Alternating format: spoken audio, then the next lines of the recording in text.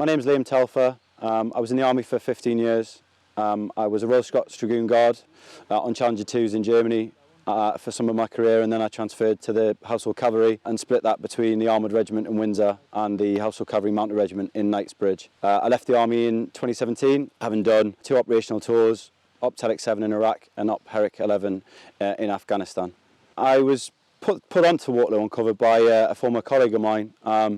He recommended the charity as something that I could possibly get into as someone who's really interested in military history.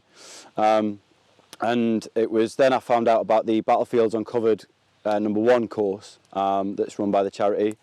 And I filled out an application and enrolled and started in September last year. Around about the same time, they were sort of hand in hand really. I became a historical reenactor and joined the 44th East Essex Living History Society. My name's Steve Hars. I'm the Sergeant Major of the 44th East Essex Regiment of Foot, a Living History Society. We try to replicate a county regiment of Wellington's army in the 1800s. The 2nd Battalion of the 44th fought through the peninsula and was at Waterloo. We try and portray everything as accurately as possible, but any living history society is always a work in progress and you're always finding out new stuff. My name's David Preece. I've been a member of the 44th for around 22 years. I joined when I was 13, so it's been a very big part of my life. Authenticity in reenacting is paramount. Ultimately, we're trying to take on the identities in some cases of people who lived for us 200 years ago. There's a number of ways you go about approaching it. Obviously book research, reading documents, be they contemporary or be they written since. There's lots of experts in things like fabric and stuff like that who you'll go and read about patterns and all that sort of stuff.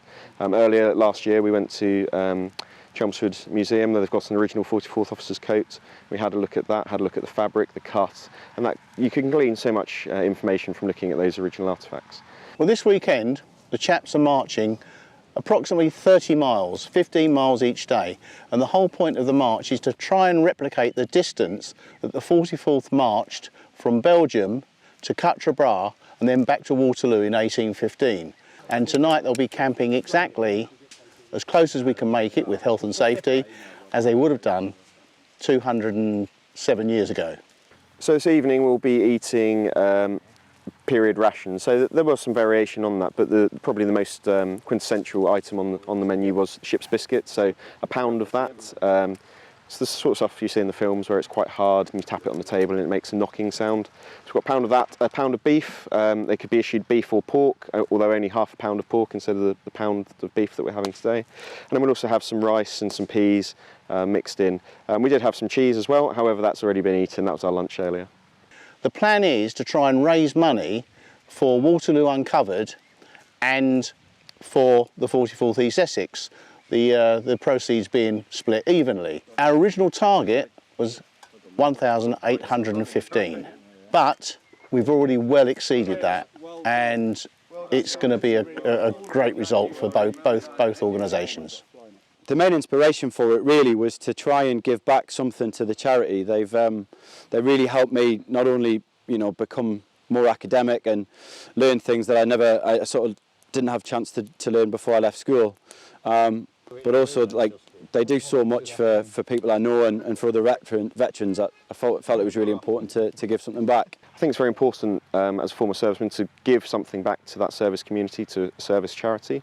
I think as well from a living history perspective, it gives you a perspective of the men that you're representing. You learn a bit about their daily life. You can do the drill on the field, you can eat their rations, you can do those elements, but the actually walking in the kit that they wore over the distances that they walked, it gives you a perspective that perhaps you wouldn't otherwise get. And you definitely understand that they're a lot harder perhaps than we are today.